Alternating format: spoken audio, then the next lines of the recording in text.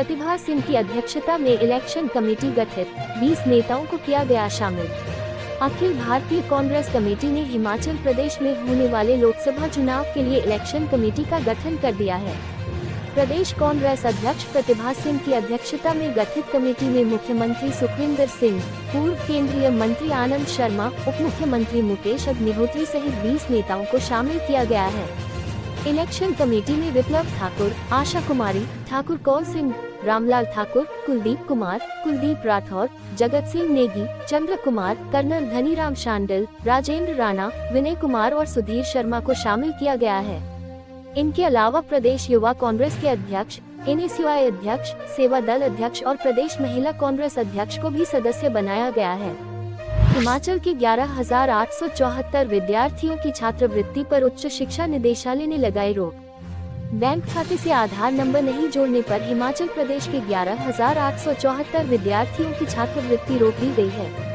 उच्च शिक्षा निदेशालय ने अनुसूचित जाति के विद्यार्थियों को दी जाने वाली पोस्ट और प्री मैट्रिक छात्रवृत्ति योजना के तहत इन विद्यार्थियों को वर्ष 2022-23 की किस्त जारी नहीं की है।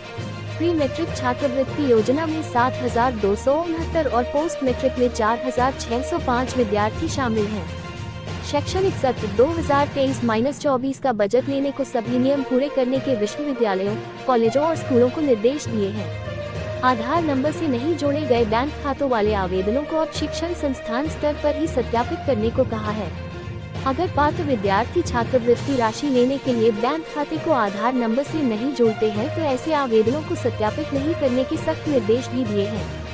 शनिवार को उच्च शिक्षा निदेशालय ने सभी जिला उप निदेशकों, निजी और सरकारी स्कूलों कॉलेजों के प्रिंसिपलों सहित विश्वविद्यालयों के कुलपतियों और रजिस्ट्रार को आधार नंबर से बैंक खातों को जोड़ने के लिए विद्यार्थियों को जागरूक करने को कहा है। उच्च शिक्षा निदेशक डॉक्टर अमरजीत कुमार शर्मा की ओर से इस बाबत पत्र जारी किया गया है। नौनी से निम्होल तक 4 लेन की जद में आएंगे 252 मकान, होगा अधिग्रहण। भारतीय राष्ट्रीय राजमार्ग प्राधिकरण फरवरी के अंत तक नौनी भराड़ी घाट 4 लेन के टेंडर की अवार्ड प्रक्रिया को पूरा कर लेगा। करीब 17.5 किलोमीटर लंबे इस 4 लेन के टेंडर पिछले साल नवंबर में आमंत्रित किए गए थे। इस पर करीब 735 करोड़ रुपए खर्च का अनुमान है। इस 4 लेन की जद में नौनी से निम्होल राजघाटी तक 252 मकान आएंगे।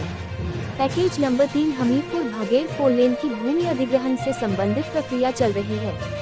इस 4 लेन की अलाइनमेंट DPR को अपडेट करने पर काम किया जा रहा है। अगले वित्त वर्ष में इसकी टेंडर प्रक्रिया भी शुरू हो जाएगी।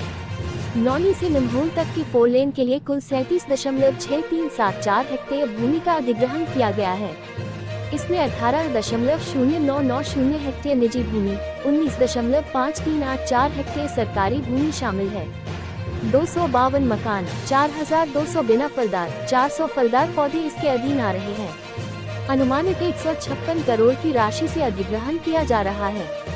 राष्ट्रीय राजमार्ग प्राधिकरण द्वारा इसके लिए रोकी की गई 10% राशि प्रक्रिया पूरी करने के बाद जारी कर दी गई है। इसके लिए अधिग्रहण की गई भूमि 3A की अधिसूचना 2 अगस्त 2022 को जारी की गई थी। हिमाचल में औषधीय, औद्योगिक, वैज्ञानिक उपयोग में किया जाएगा भांग का इस्तेमाल, प्रस्ताव तैयार। हिमाचल प्रदेश में भांग का औषधीय, औद्योगिक और वैज्ञानिक उपयोग किया जाएगा। प्रदेश में भांग की खेती को वैध बनाने की तैयारियां लगभग पूरी हो गई हैं। विभाग ने इस बाबत प्रस्ताव तैयार कर लिया है। संबंधित विभागों से भी राय मशविरा जारी है। प्रस्ताव को मंजूरी देने के लिए राजस्व एवं जनजातीय विकास मंत्री जगत सिंह नेगी ने मुख्यमंत्री सुखविंदर सिंह सुक्खू से समय मांगा है। NDPS अधिनियम 1985 और नियम 1989 के प्रावधानों के तहत नीति बनाई जा रही है। उत्तराखंड में हो रहे भांग के औद्योगिक उपयोग को भी प्रदेश की एक कमेटी ने स्टडी किया है। बीते वर्ष सरकार ने पक्ष और विपक्ष के सदस्यों की राजस्व मंत्री जगत सिंह नेगी की अध्यक्षता में 7 सदस्यीय कमेटी बनाई थी। इस कमेटी ने भांग की खेती करने वाले राज्यों का अध्ययन करने के बाद रिपोर्ट सौंप दी है। कमेटी ने राज्य के सभी जिलों का दौरा कर पंचायत स्तर से जनप्रतिनिधियों के सुझाव भी लिए हैं। मध्य प्रदेश, उत्तराखंड और जम्मू कश्मीर का दौरा कर भांग की खेती को औषधीय और औद्योगिक रूप में अपनाने की बारीकियां भी समझी हैं। कैबिनेट मंत्री जगत सिंह नेगी ने बताया कि NDPS एक्ट में भी भांग की खेती पर राज्यों को लीगल करने का अधिकार दिया गया है। भांग की खेती से प्रदेश की आर्थिक स्थिति को सुदृढ़ करने में मदद मिल सकती है, लेकिन इससे नशे को बढ़ावा देने की प्रवृत्ति न हो। धान की खेती के लिए एक नीति बनाई गई है, जिसे मुख्यमंत्री को दिखाने के बाद आगामी कार्यवाही की जाए। लोकसभा चुनाव की तैयारी तेज, 8 जनवरी से गांव-गांव जाएगी सुक्खू सरकार। हिमाचल प्रदेश में लोकसभा चुनाव की तैयारियों को तेज करने के लिए सुक्खू सरकार सोमवार से गांवों में जाएगी। 8 जनवरी से 12 फरवरी तक सरकार जनता के द्वार कार्यक्रम चलाएगी। इस बाबत सभी कैबिनेट मंत्रियों, मुख्य संसदीय सचिवों और कांग्रेस विधायकों को निर्देश जारी कर दिए गए हैं। इस दौरान गांवों की क्लस्टर बनाकर सरकारी योजनाओं के लाभार्थियों के साथ संवाद किया जाएगा। लोगों की समस्याओं को मौके पर निपटाने के प्रयास किए जाएंगे। इस योजना को शुरू करने के लिए मुख्यमंत्री सुखविंदर सिंह सुक्खू 8 और 9 जनवरी को जिला हमीरपुर में रहेंगे। मुख्यमंत्री की अध्यक्षता में नववर्ष के पहले ही दिन हुई मंत्रिमंडल की बैठक में 8 जनवरी से पूरे राज्य में सरकार गांव के द्वार योजना शुरू करने को स्वीकृति दी है। इसके तहत 12 फरवरी तक गांवों के दौरे किए जाएंगे। जेपी नड्डा का बड़ा बयान, मैं चुनाव नहीं लड़ रहा हूं, मुझ पर इससे बड़ी जिम्मेदारी। भाजपा के राष्ट्रीय अध्यक्ष जगत प्रकाश नड्डा ने इस बात से इनकार किया है कि वह लोकसभा चुनाव लड़ने जा रहे हैं। उन्होंने कहा कि मैं चुनाव नहीं लड़ रहा, मुझ पर इससे भी बड़ी जिम्मेदारी है। पीएम मोदी के कुशल नेतृत्व में चुनाव लड़वा रहा हूं, यह क्या कम है।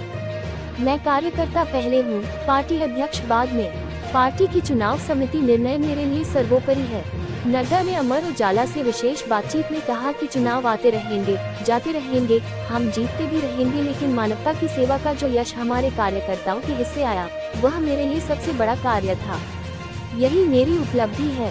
3 राज्यों में भाजपा की जीत की वजह थे सेवा, सुशासन और गरीब कल्याण का हमारा ट्रैक रिकॉर्ड, प्रधानमंत्री नरेंद्र मोदी का यशस्वी नेतृत्व, जनता का समर्थन और कार्यकर्ताओं के परिश्रम की पराकाष्ठा था। इस सब के ऊपर मोदी की गारंटी ने कांग्रेस के सारे अरमानों पर पानी फेर दिया। नड्डा ने कहा कि ये चुनाव इस मायने से और अधिक महत्वपूर्ण थे क्योंकि विपक्ष का प्रोपेगेंडा बेनकाब हो गया। ओबीसी गणना, तथाकथित भारत जोड़ो यात्रा, जाति की राजनीति, बेरोजगारी जैसे मुद्दों का धराशायी होना जरूरी था। कांग्रेस ने पूर्व रेल राज्य मंत्री को सौंपा हिमाचल में प्रत्याशी तलाशने का जिम्मा। अखिल भारतीय कांग्रेस कमेटी ने हिमाचल प्रदेश में पार्टी प्रत्याशी तलाशने का जिम्मा पूर्व रेल राज्य मंत्री भक्तचरण दास को सौंपा है। लोकसभा चुनाव के लिए पार्टी ने भक्तचरण दास की अध्यक्षता में स्क्रीनिंग कमेटी का गठन किया है। इसके अलावा नीरज दांडी और यशोमती ठाकुर को स्क्रीनिंग कमेटी का सदस्य नियुक्त किया है। कांग्रेस के प्रदेश मामलों के प्रभारी राजीव शुक्ल, प्रदेश अध्यक्ष प्रतिभा सिंह, मुख्यमंत्री सुखविंदर सिंह सुक्खू भी कमेटी के सदस्य होंगे। कांग्रेस ने इस वर्ष अप्रैल मई में होने वाले लोकसभा चुनावों के लिए उम्मीदवारों की शॉर्ट लिस्टिंग के लिए 5 स्क्रीनिंग कमेटियों का गठन किया है। कांग्रेस के राष्ट्रीय अध्यक्ष मल्लिकार्जुन खड़गे ने स्क्रीनिंग कमेटियों का गठन किया है। कांग्रेस महासचिव केसी वेणुगोपाल की ओर से जारी अधिसूचना के तहत देश के सभी राज्यों के 5 क्लस्टर बनाए गए हैं। क्लस्टर 4 में हिमाचल प्रदेश के अलावा उत्तर प्रदेश, उत्तराखंड, हरियाणा, पंजाब, चंडीगढ़, जम्मू कश्मीर और लद्दाख को भी शामिल किया है। गतिरोध खत्म, अब सरकार की सलाह पर होगी कुलपतियों की नियुक्ति।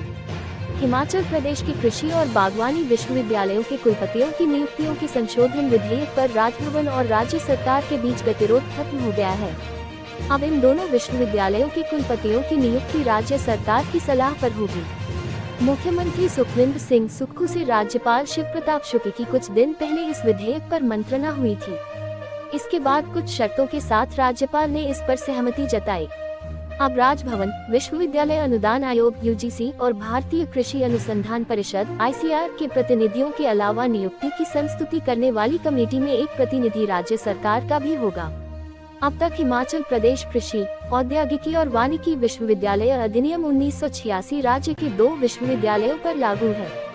ये चौधरी सरवण कुमार हिमाचल प्रदेश कृषि विश्वविद्यालय पालमपुर और डॉक्टर यशवंत सिंह परमार उद्यानिकी और वानिकी विश्वविद्यालय सोलन शामिल हैं। सुक्खू सरकार ने पिछले वर्ष सितंबर में हुए विधानसभा के मानसून सत्र के दौरान सदन में इस संबंध में एक विधेयक पारित करवाया था। विधानसभा में विधेयक पारित होने के बाद इसे मंजूरी के लिए राज्यपाल को भेजा था। उन्होंने इसे अपने पास रोके रखा। राज्यपाल शिव प्रताप शुक्ल इस विधेयक पर मुख्यमंत्री सुखविंदर सिंह सुक्खू से बातचीत करना चाह रहे थे। सूत्रों के अनुसार दोनों में इस पर हाल ही में बातचीत हुई है।